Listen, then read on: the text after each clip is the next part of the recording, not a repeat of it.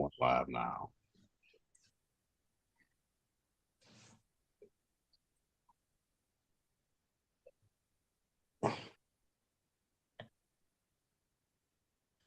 Going live now.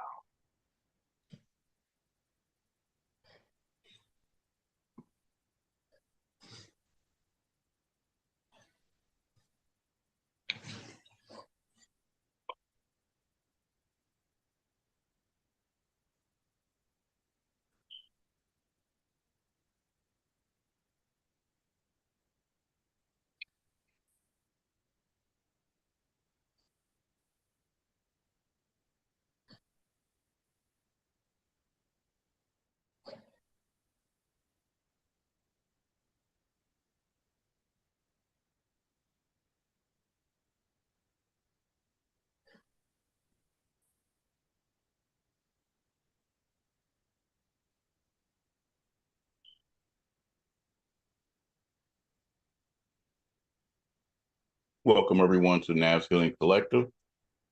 My name is Dr. Malik Rahim, and I'm the executive director and founder. And today we're going to have the show hosted and moderated by welcome everyone to Nafs Healing Collective. My son, my name is Dr. Malik Rahim, who is also a founding member, and his name is Patrick Forrest. So he's going to be kind of moderating everything. So why don't you go ahead and introduce yourself? I call him Arshad, but Patrick. Yeah, a little bit of a insider family thing. Probably got to keep those little bit separated. Yeah, my name is Patrick Forrest. I'm the associate director of Nafs Healing Collective, and I'm going to be kind of helping guide the conversation here a little bit as we try and get a little bit more of a everyman perspective to this mental health care maze that we find ourselves in not only Chicago but the United States of America.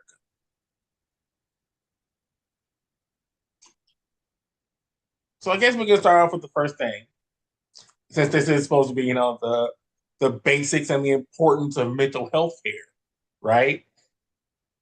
You are Dr. Malik Rahim. Can you tell everybody a little bit about what you're a doctor of, what that doctorate entails? That's a very interesting question. Yes. I'm a doctor of education. I got my doctorate in counselor education and supervision from Northern Illinois University.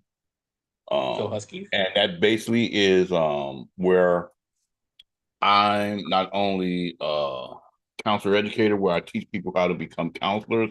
I'm also a professional counselor. I'm also a clinical supervisor, and I'm also in leadership and advocacy. I earned my master's at the Great Chicago State University in community counseling back in 2002 when the dinosaurs roamed the earth, prior to all this great technology we have. But so that is basically a rundown on me.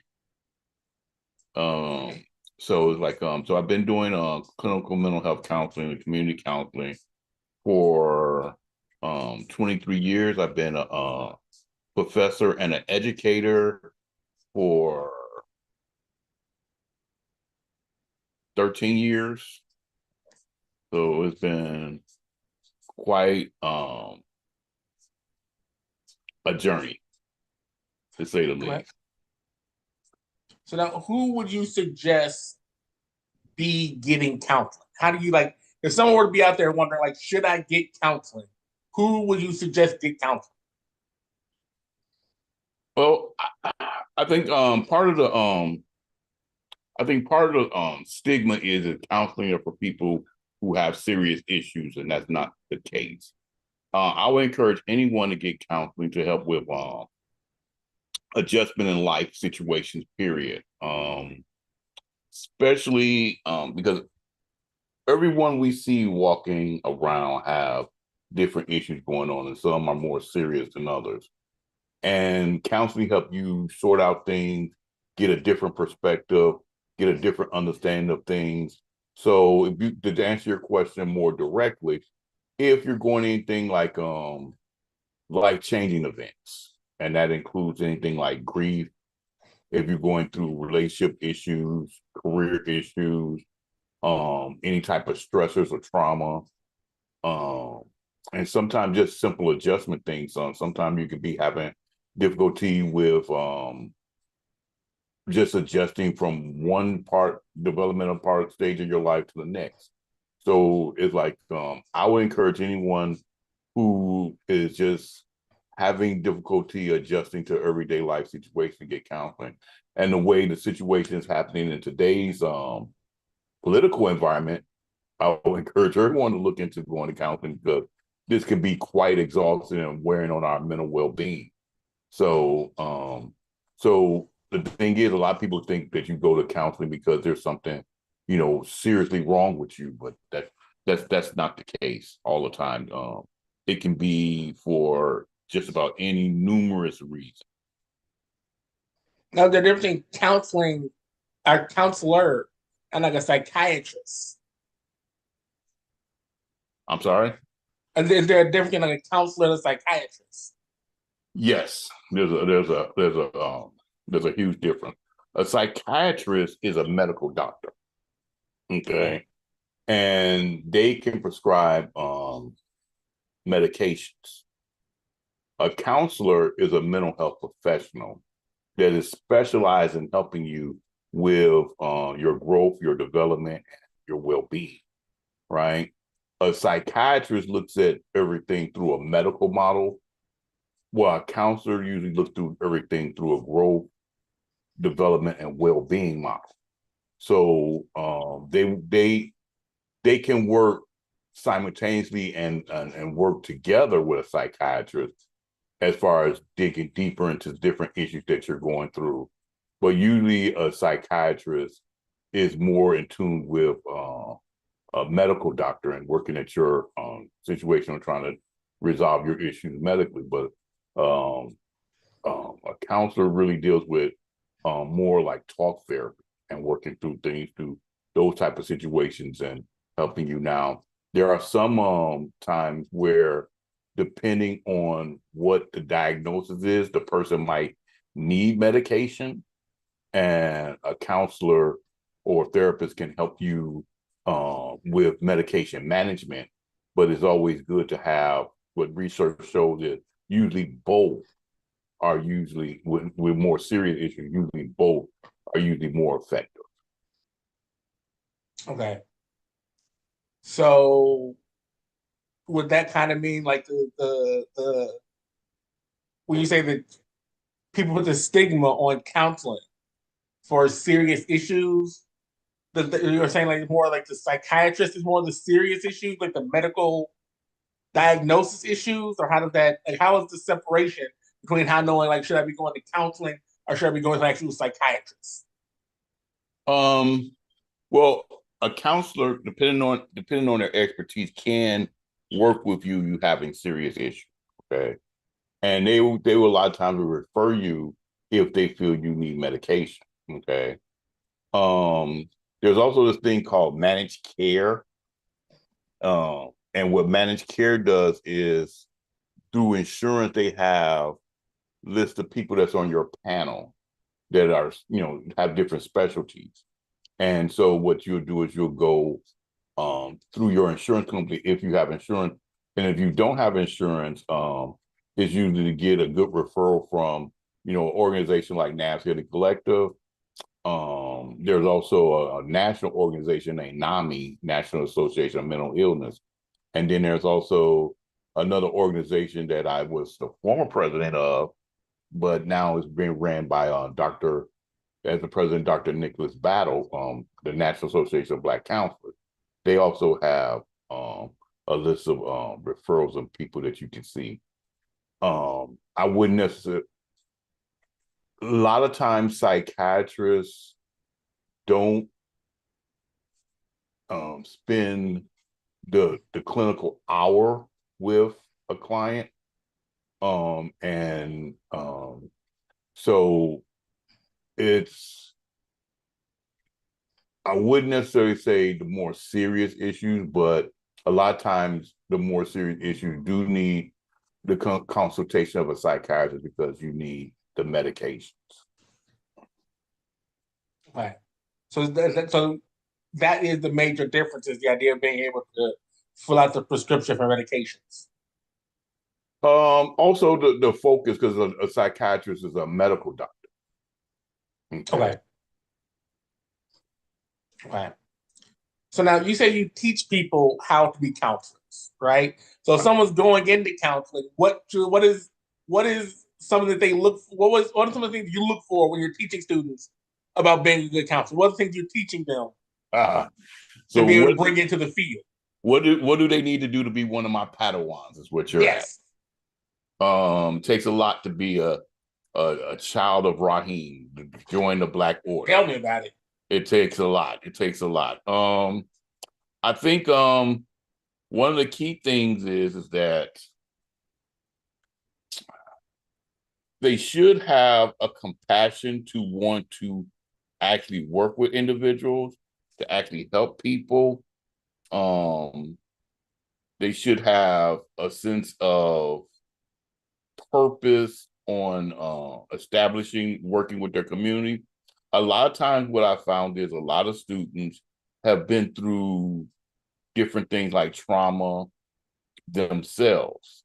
So if they were dealing with trauma themselves, then um, they usually find a good program. Now, how do you find a good program to be a part of? One of the first things I would suggest is that you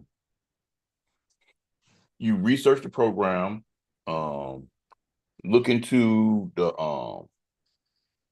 curriculum, the cost of the program, the success rate of the program, the professors at the program, um, and once you do that, you will find that whether you're a good fit or not. Okay, um, becoming a counselor is a very esteemed profession. Okay. Hold on, let's stop for a second. Not quite becoming a counselor, right? When I ask this, I mean someone wanting to get into counseling. As far as like a client. Yeah. So Okay. if I'm going into counseling and I want to find a good counselor, I want to find one of those children of Rahim. What are the things that I should be looking for when I'm trying to meet with somebody? How do I know that if the vibes are right? What am I looking for in like those first few sessions to kind of know, like, am I wasting my time here? Well, of course I'm biased. So if they're actually a child of Rahim, like a child of Daniel, they're qualified. Okay, that's first and foremost. But for the novice that's looking for a good counselor, you want somebody who's going to be empathetic and going to work with you where you're at. So, and be able to understand and have a human and spiritual connection with you. Okay. Sometimes it may take 2 or 3 times to find a counselor, but you should um you should give it at least, if possible, 2 sessions. Work with the person, see how they, because you you want that person to be able to connect with you, and you want to be able to connect with that person because you're going to be revealing key elements of your soul. So you want to be able to connect with that person. So one of the things I would suggest that individual do this shopping around is find someone that they feel comfortable with, that they can trust, and have a specialty in what they're working with, what they want to deal with. Okay, and I'll give you an example. You want every counselor or social worker out there does not have the gift of empathy. Okay, and empathy is different from sympathy. Um, Sympathy is when you feel sorry for someone. Empathy is when you want to establish a connection where you can see the world as that person is seeing it to try to help them. So if your counselor is trying to help see the world the way you see it and try to help you become who you feel you need to be and to be whole. I think that's the best way to select a good counselor. Um, a lot of times I get the question is like, do you need the actual cultural connection for a good counselor? And what I mean by that is like if you're identify yourself as Black or African American, or you identify yourself as Latino or Latina or Mexican or Puerto Rican, do you need that type of person? It helps. But just because they're in your culture don't mean that they're in your culture. There's an old saying, all skinfolk and kinfolk, right? So you want to have somebody that's going to connect with you and try to have cultural humility. So can a white counselor help someone who's Black? Yes, they can, right? They can. But they have to have cultural humility to understand that they don't understand everything from that culture and be willing to learn, be willing to understand, to be willing to comprehend, right? And to understand the fact that that person culture and how that culture help mold that person is helping that person be who they are and not just look at it like, well, it's just counseling. Everybody should be able to do counseling. I remember back years ago, I was working at Fresno State and they asked me to come to the counseling center to talk to them about multiculturalism and how to attract more students of color to come into the counseling center. And at the time, I did my presentation, did my spiel, asked was there any questions, and these are all professional counselors. And the director of the counseling center said, "Well, why do I need to know all this stuff about culture? Because it's just counseling, just counseling. If they have an issue, we just counsel them." I said, "That's your problem right there. Right? That's your problem right there because you can't be culturally competent if you think, well, a Latino student is the same as a white student, right?" And it's like even especially now in this atmosphere because you have people that even look like they might be Latino getting harassed and scared because of the situations going on with ICE. Now you have a white student or a student who appears to be white, they're not gonna have that same issue, right? So it's like, and then you have some people who might have been shielded from things of structural racism, but now they're not. So now they get this wake up call, what we call the Negro wake up call, right? And so it's like, so with that being said, as a counselor, you got to be able to understand what they're going through. So it's like now, developmentally, everyone that's in that culture is not going to have the same cultural affinity. They're not going to be developmentally the same. They're not going to see the world the same, but it helps. Okay. And especially it helps if you understand how their culture impacts them. So it's like if I was going to be giving anyone advice on selecting a counselor, I'd say, take your time, find someone that you feel is good, that can understand the things that you're going through and willing to help you, right? Sometimes we have issues that make us shut people off so quick, right? But just take your time and just, really, find someone that you really think is good. So and especially if you feel like they got to be in your culture. Take your time. It's good if you're African diaspora, you can find Black counselors. It's going to be harder, but you can find Black counselors. If you're Latino, you can find Latina counselors. It could be hard, but you can find them. And I would ask them, questions like, "How do you feel about culture? How do you implement culture into your practice? What is your theoretical philosophy as far as helping people?" Right? I would ask those type of questions. Okay. Now, what would you say to someone who feels like they have a problem but doesn't want to share it because I mean, of that fear of being labeled, right? Of that fear of having that label of basically being a crazy person, right? And there's a stigma to the idea of going to counselor and you're telling the counselor your problems and they start writing on a notepad, right? Like, hey, what are you writing down over there? Like, what's going on? What do you think about me? And that's a worry for some people, right? So that worry might stop someone from coming forward to even try and get help. Because you got something like a 5150 where all of a sudden now you think I'm crazy, you're sending me up to the state house. Right. Right. Um,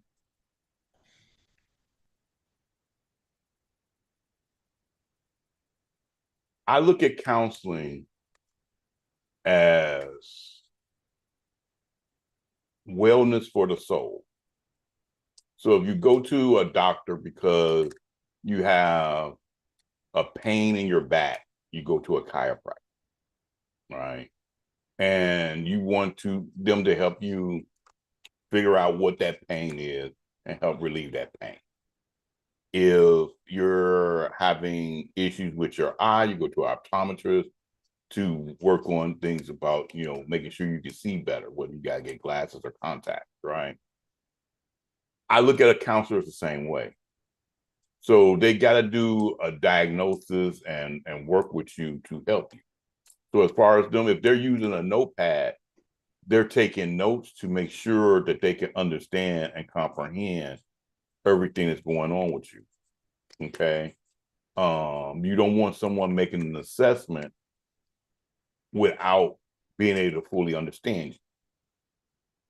So when you so when you go to a counselor or a therapist, and you got to understand that I'll say 70% of people who go to counselors are not eligible for a diagnosis from the DSM-5 TR.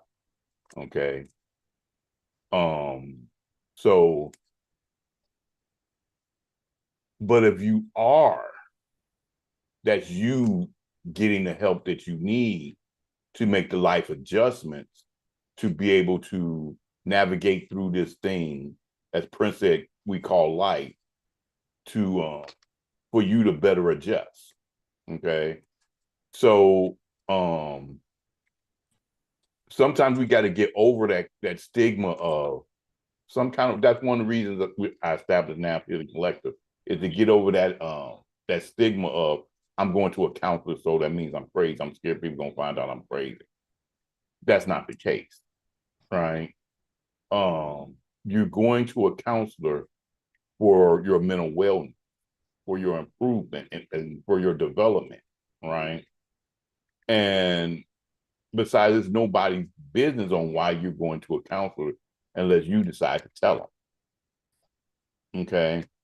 So as far as them putting you into a hospital for an observation using a 5150, um,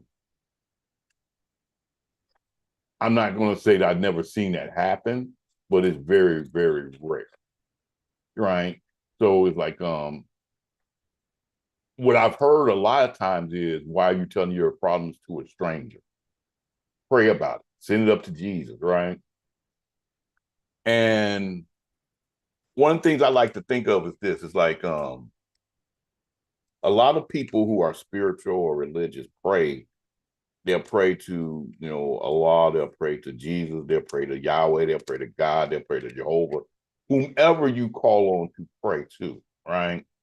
And they'll ask for that supreme entity, that supreme being, to send them help.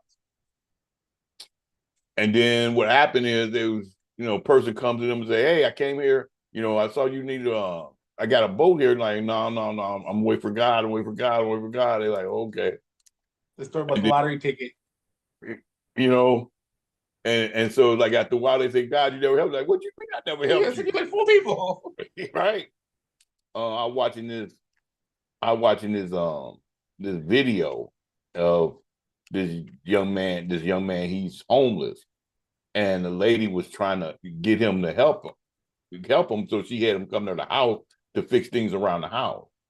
So she's like, okay, well, let me pay you. So she gave him $200. He's like, no, we agreed about $40. I only want $40. This is not a handout. I don't want no handout.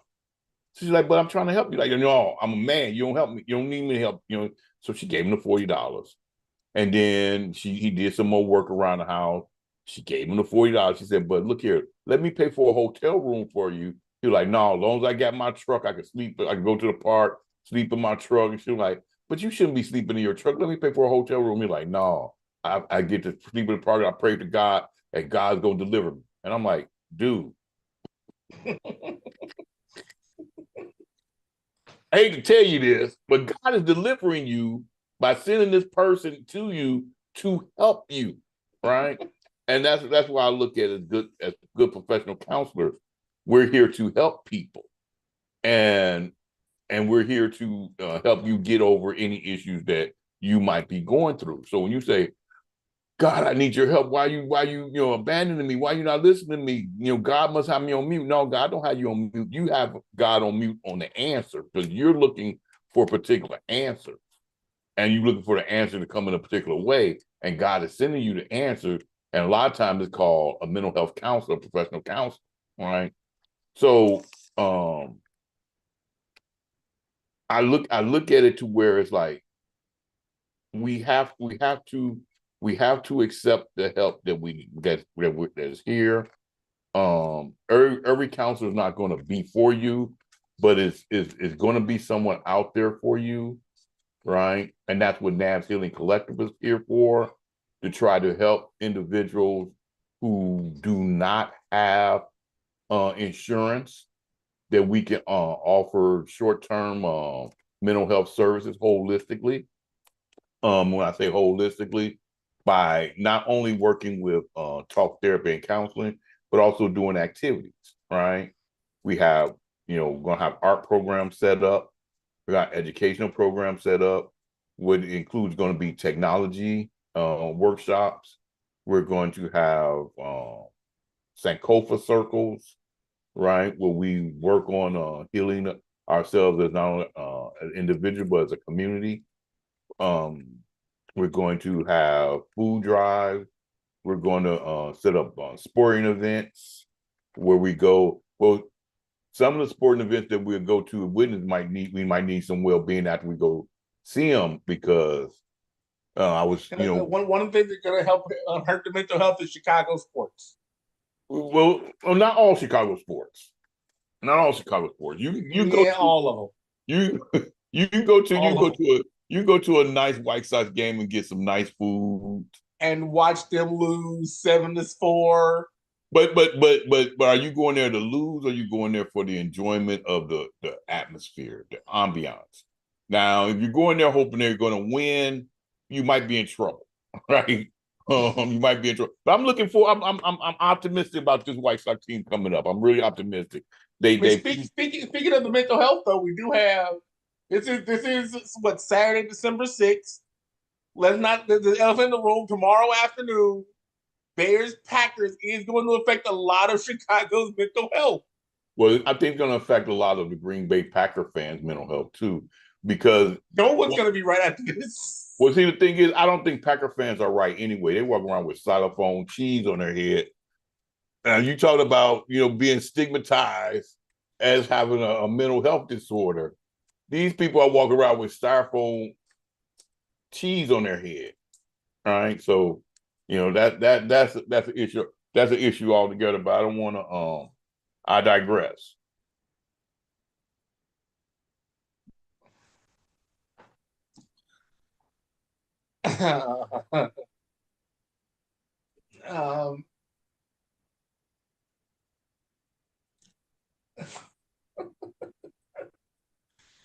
And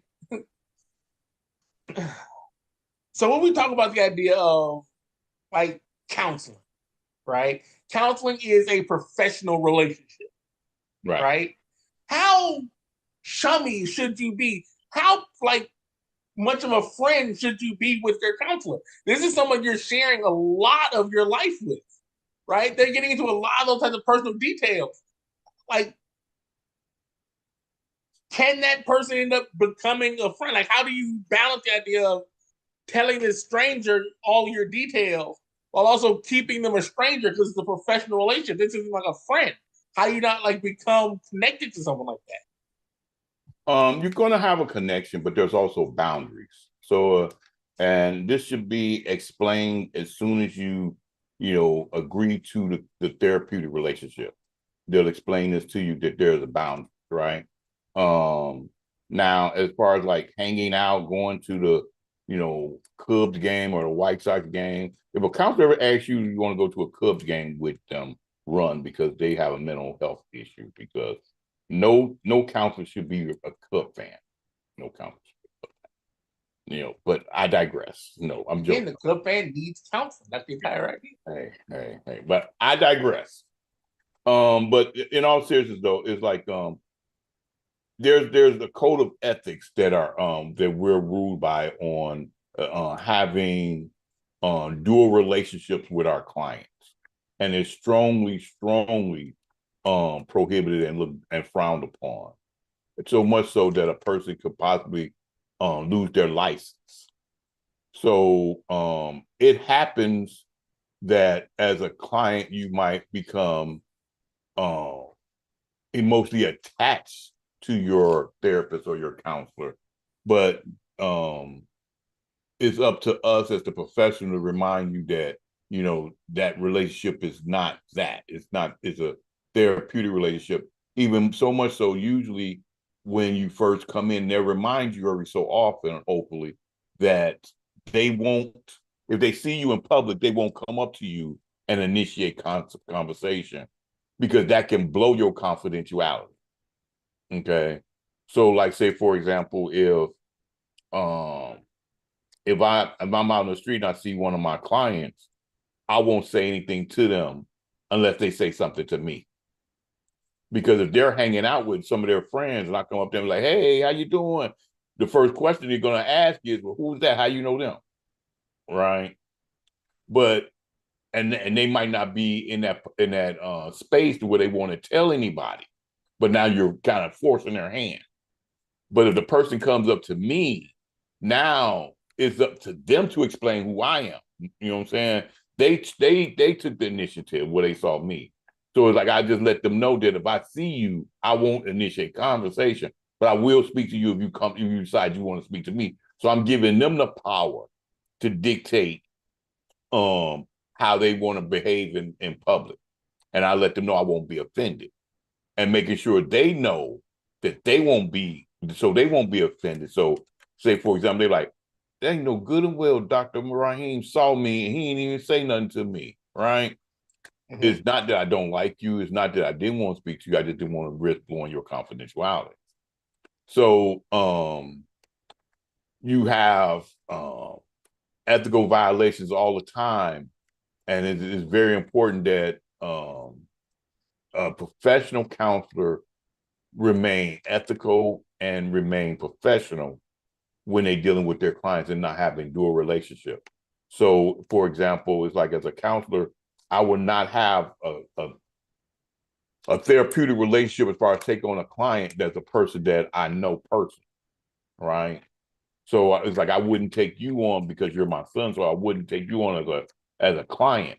Now, if you come to talk to me, you might see me using my therapeutic voice. You might see me talking to you in a therapeutic way, but I make sure you understand that I'm not your counselor. Okay. I've had friends all the time to come and they want to talk to me about something, and I make sure they understand I'm talking to you as a friend, not as your counselor, right? So even if they say, man, that's that therapeutic part of him, and he didn't, you know what I'm saying? He's smooth, he does it, but it's like I'm not trying to be your counselor.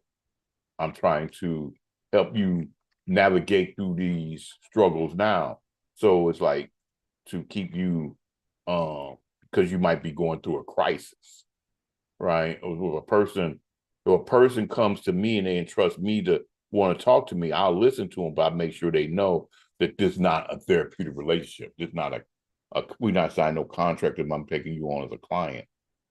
But I'll try to help you, resolve your anxiety and then help you find a therapist for you to work on things. Okay. Okay. Okay. But even then, it's like if you do want to become friends with your counselor, there's, according to the code of ethics, there's a period of time that got elapsed from your last counseling session to where you all can start hanging out. Okay. So now, how do you balance that idea of being a friend versus being a counselor? How do Right? I? Because like you always have people that you can go and talk to, right? There's always a good idea to have people in your life you can talk to about things, but they're not actually professional. They're not actually professional people to talk to about things. You are both somebody you want to talk to and a professional someone to talk to. How do you like balance that to be able to like switch one off or switch one on? Um,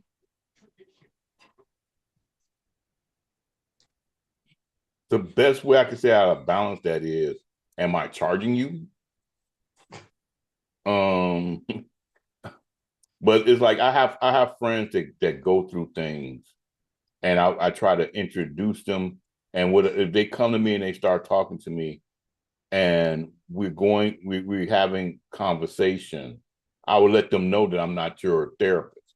Now, the next thing I will also do is I'll encourage them to go get a therapist, and I would tell them I would help them find somebody good if they want to, but I can't be your therapist. So I'll let them know that. Now, it also depends on how they approach me, because usually people approaching me that know me, they're approaching me as my friend, and I need someone to talk to, right? Um, and I will be their friend and talk to them.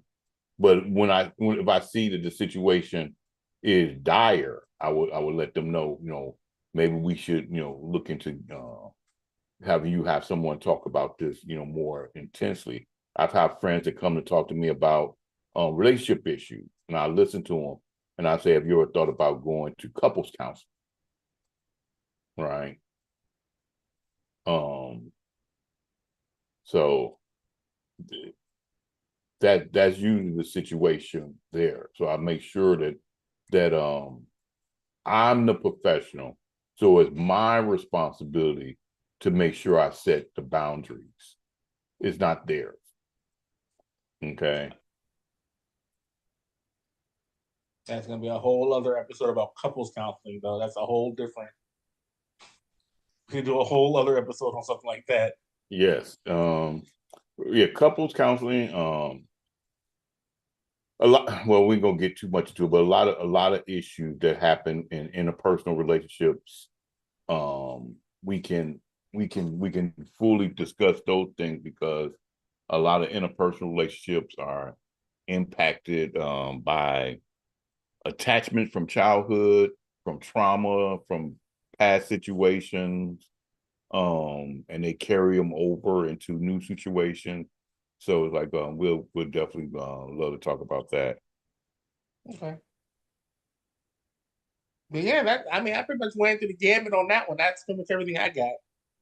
Well, I do want to make the announcement that Nafs Hidden Collective was rewarded a returning home grant from United Way in the city of Chicago.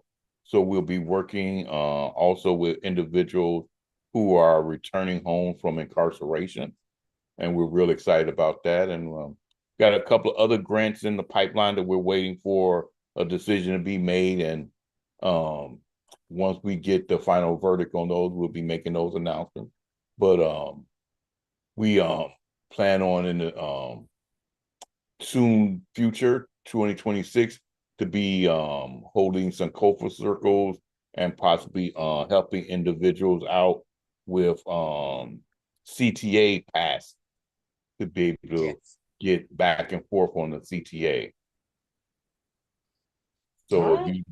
you need help with that, just, or someone returning from incarceration, just go to the website and reach out to us.